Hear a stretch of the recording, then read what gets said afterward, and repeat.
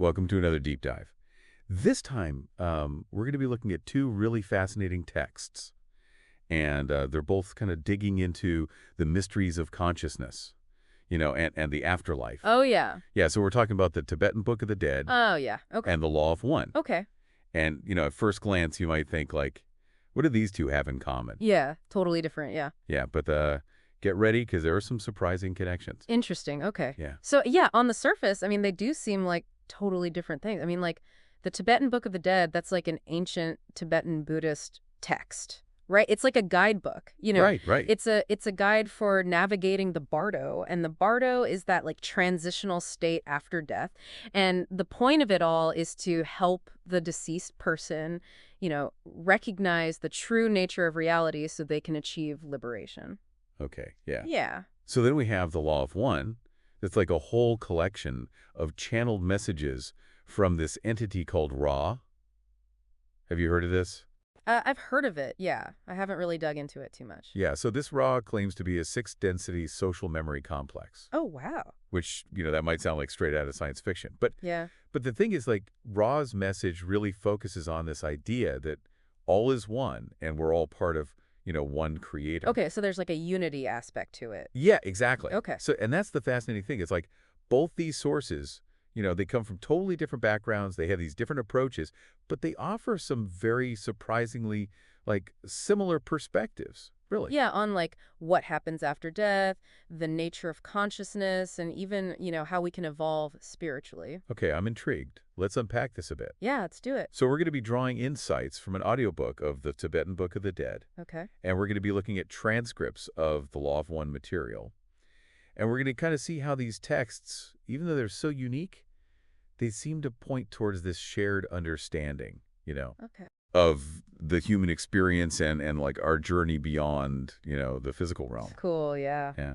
So where should we even start? Well, let's start with the Bardo, Right. that's described in the Tibetan Book of the Dead. It's not just like a void. It's not just emptiness. It's like a really vibrant realm, Okay. It's full of intense experiences. Okay. Think of it kind of like a series of like challenges Okay. and opportunities. It's designed to shake us out of our illusions, right? And help us see our true nature. Oh, okay. So it's not about like punishment or reward. No, not really. No. It's more like a process of like purification. Yeah, purification and like awakening. Yeah. Okay. Okay. Yeah. It's a chance to break free from all the attachments, Mm-hmm. and all the misconceptions that just keep us bound to this cycle of death and rebirth. It's a process that can be terrifying for sure, but also incredibly liberating. I see. It kind of reminds me of this one passage we came across in the audiobook. It says, "O child of mobile family, see in this way without distraction. As soon as you recognize, you will attain complete enlightenment in the four kayas. Do not be distracted. This is the dividing lines where Buddhas and sentient beings are separated." It seems to really stress the importance of awareness and recognizing something essential within ourselves. Oh, yeah, absolutely. And, it's really interesting to compare that to what Ra says about the transition after death. Yeah, what does he say? He describes it as a shedding of the physical illusion, Okay. a review of your past life, and then a process of judgment. But it's not judgment by some outside force. It's judgment by yourself. Oh, wow. Yeah. It sounds like both sources are saying that what happens after death isn't about being like somewhere. Right. It's more like a continuation of this journey of self-discovery. Exactly, yeah. And this idea of recognizing our true nature, that plays a big role in both texts, right? It really does, yeah. In the Tibetan Book of the Dead, recognizing the true nature of reality means understanding, like emptiness, Okay. and luminosity. Luminosity. Now, those might sound like kind of abstract concepts, Yeah? but what they're really pointing to is this idea that ultimately reality is fluid and impermanent and everything's interconnected. Okay. We're not separate selves. We're part of a larger whole, right? So how does that connect to the Law of One? Well, Raya talks about this veil. A veil. Yeah, and it separates our conscious and unconscious minds. Okay. This veil, it creates the illusion of separation from the creator, from each other, and from our true selves. Oh, I see. And, this idea of a veil obscuring reality, it's not just in these two sources. It's in a lot of different spiritual traditions. You see it pop up across different cultures and across time. So the key in both cases is to pierce this veil, to see through the illusion, right? Exactly. The Tibetan Book of the Dead says that by recognizing emptiness and luminosity during the Bardo, we can achieve liberation from from that cycle of suffering, right? And in the law of one, piercing the veil means you recognize your fundamental unity, right? With the Mhm. creator and with everything. And this recognition, whether it happens in the Bardo or while we're here, it leads to a kind of awakening, right? Yeah, it does. It's a shift in consciousness. Yeah, Yeah. So it's about moving from this state of separation and illusion to a state of like unity and understanding. that's it. You got it. Okay, that makes a lot of sense. Now, I'm curious, when you think about this idea of the veil and this need to see through it, what really resonates with you? Like, how does that connect to your own understanding of reality? Hmm. Well, what really strikes me is that both these sources are saying that it's not a passive thing. Okay. This process of seeing through the veil, it takes effort. It Mm-hmm. takes awareness, and you got to be willing to confront your own limitations. Wow. And, I think both sources, they give us tools and practices, Right. things that can help us along this journey. That's a good point. It's like both these texts, they're not just describing what happens after death, right? Right. They're also giving us this guidance on how to live more consciously and how to prepare for what's beyond. Exactly. It's like a guidebook for life and for death. Yeah, I like that. A guidebook for life and death. Okay, so we've talked about the Bardo and this whole thing about piercing the veil. Now, there's this really interesting concept in the Laws 1 called polarity. Have you heard of this? Yeah, polarity, yeah. Bardo talks about this choice, between service to self and service to others. Okay. And these are like paths of spiritual evolution. Yeah, that's right.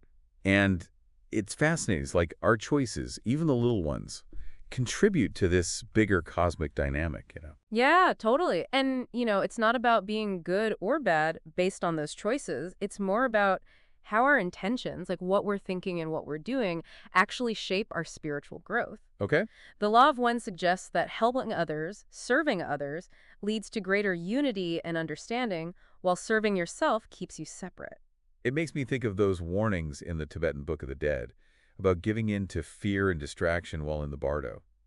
Could that be like falling into that path of service to self, like clinging to ego and separation? Ooh, that's a really good connection. The text definitely warns about getting caught in those lower realms. Yeah. The ones driven by fear and desire. Mm-hmm. And those could definitely be seen as like, service to self kind of things. Both sources, in their own way, really emphasize how important it is to rise above those self-centered impulses. So this idea of polarity, it ties into another big idea, catalyst.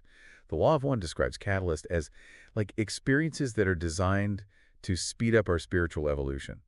It's like life throws us these curveballs, big and small, so we can learn and grow. Totally. And it's not always fun stuff either.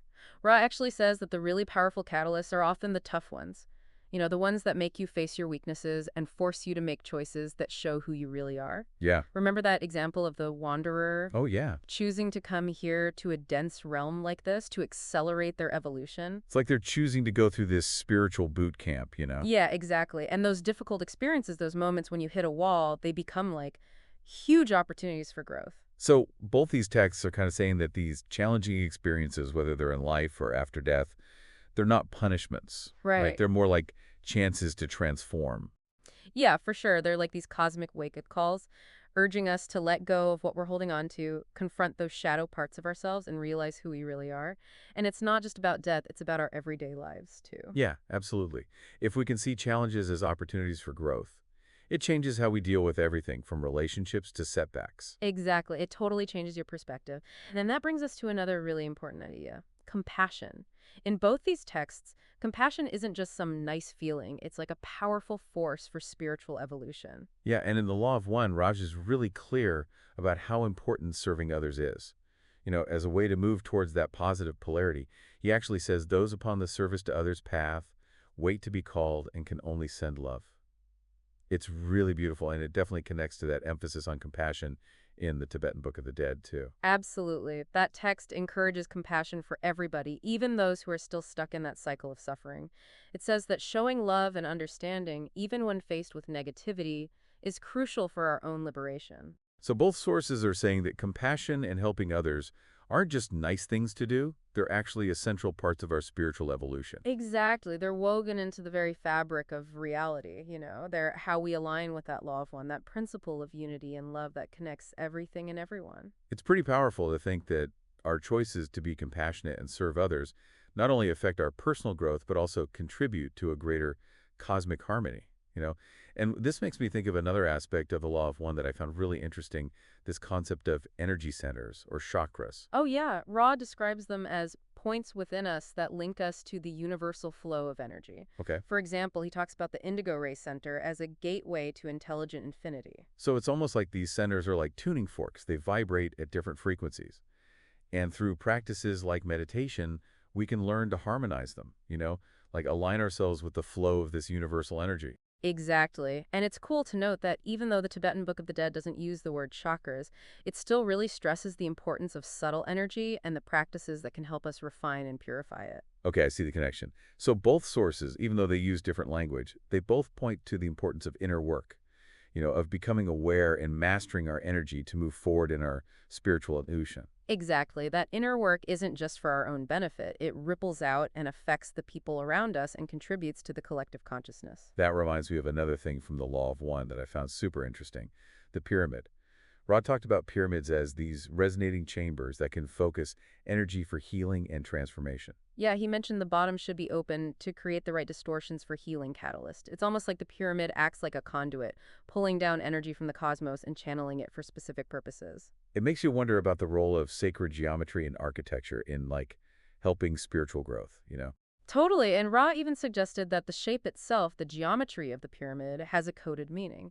He said there is only one significance to these shapes, like the crux ansata, that is the placing in coded form of mathematical relationships. Wow, it's like there are deeper levels of meaning hidden within reality, waiting to be discovered. And those deeper levels aren't just abstract ideas. They can have practical uses in our lives, influencing everything from how we design our spaces to how we understand our place in the cosmos. So as we dig deeper into these texts, we see how these ideas that seem so out there actually connect to our daily lives and influence how we understand reality. That's exactly it. That's the cool thing about these deep dives. They push us to question, to explore, and to find those connections that light up our path and deepen our understanding of ourselves and this universe we're in.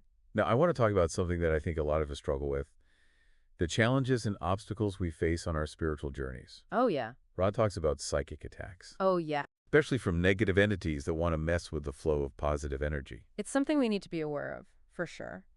The Law of One suggests that when we dedicate ourselves to helping others, we become like these bright lights, and that can draw in negative forces. Okay. It's like a cosmic tug of war. Yeah, and Ra actually said that our commitment to serving others can actually attract these attacks because we become like a beacon that the negative forces want to extinguish. Oh, wow. He even described a situation where a negative entity from the fifth density tried to disrupt the communication with the instrument because they were intensely seeking, enlightenment. That's intense. Yeah, this entity saw the group's potential and wanted to stop them. Oh, wow. That's heavy. Yeah, but Ra also emphasizes that we have the power to choose, to resist these attacks through our own inner strength and our commitment to service. He says it's important to balance and polarize ourselves, to connect with our own inner light.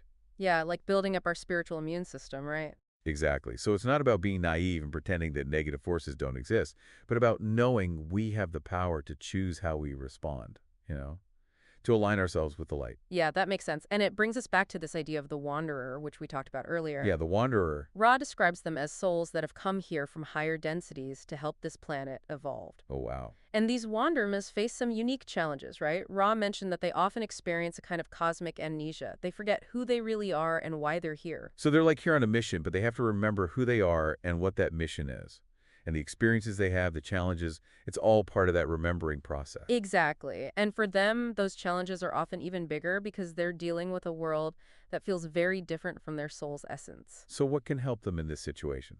What can help them remember? Ra talks a lot about the importance of catalyst. He said that the amount of catalyst in a density will polarize the wanderer with much greater efficiency than shall be expected in the higher and more harmonious densities. So basically, those challenges we face, those curveballs life throws our way, they're chances for faster growth and polarization. Yes, exactly. And those challenges often show up in our relationships.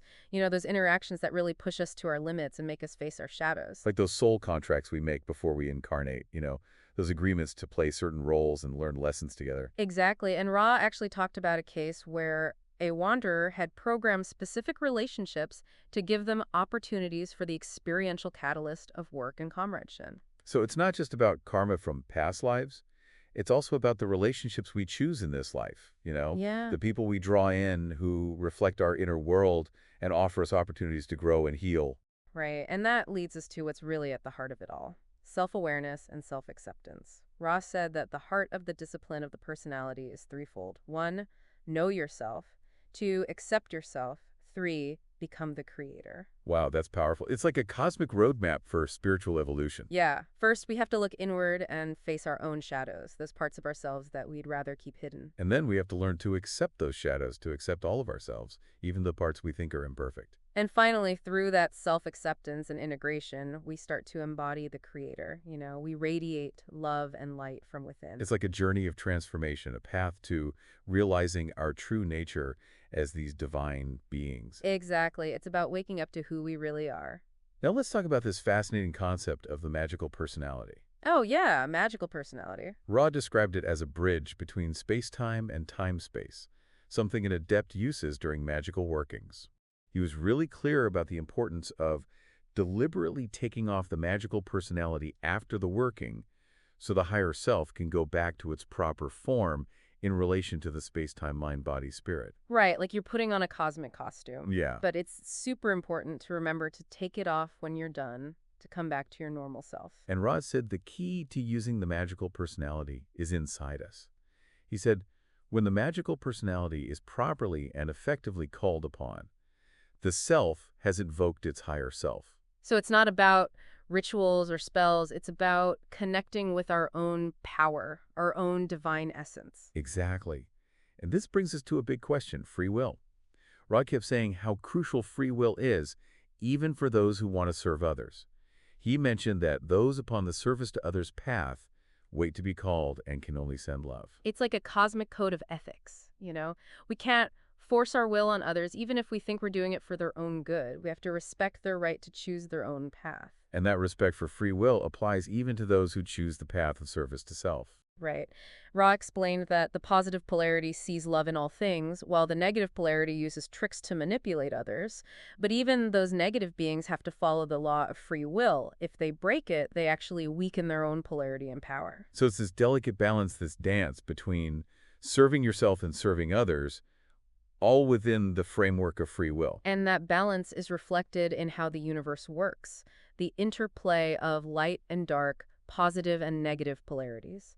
Ra called it a dynamic tension, a cosmic dance that drives how consciousness evolves. Like the universe is this giant classroom, and we're all here to learn and grow through these contrasting experiences. Yeah, and these experiences aren't limited to our physical lives. Oh, yeah. Ra talked about how consciousness keeps going after death, how we shed the physical illusion and move to higher densities. It's like a cosmic graduation ceremony where we move up to new levels of awareness and understanding.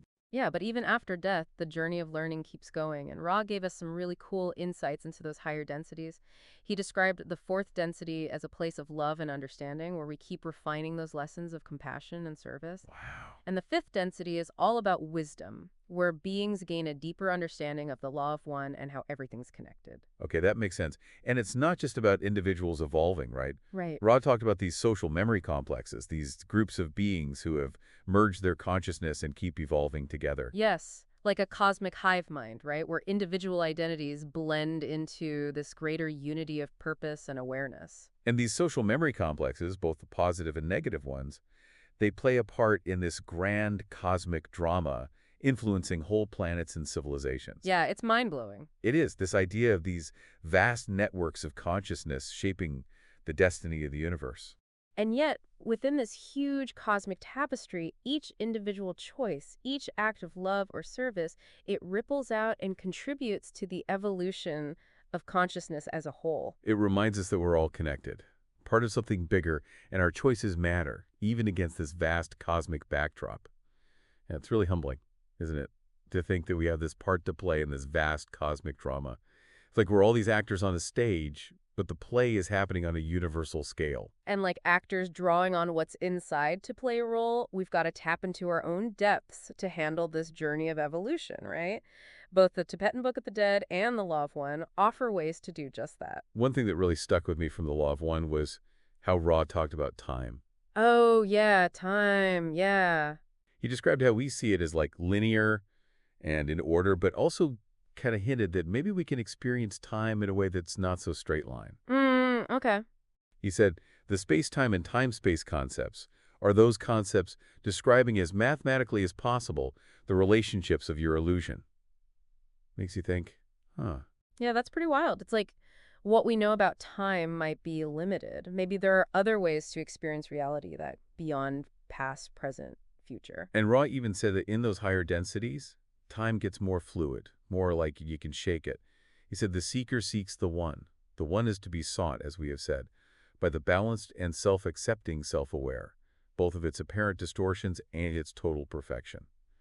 Resting in this balanced awareness, the entity then opens the self to the universe, which it is. It's beautiful how he puts that idea that as we evolve, how we see reality gets bigger too.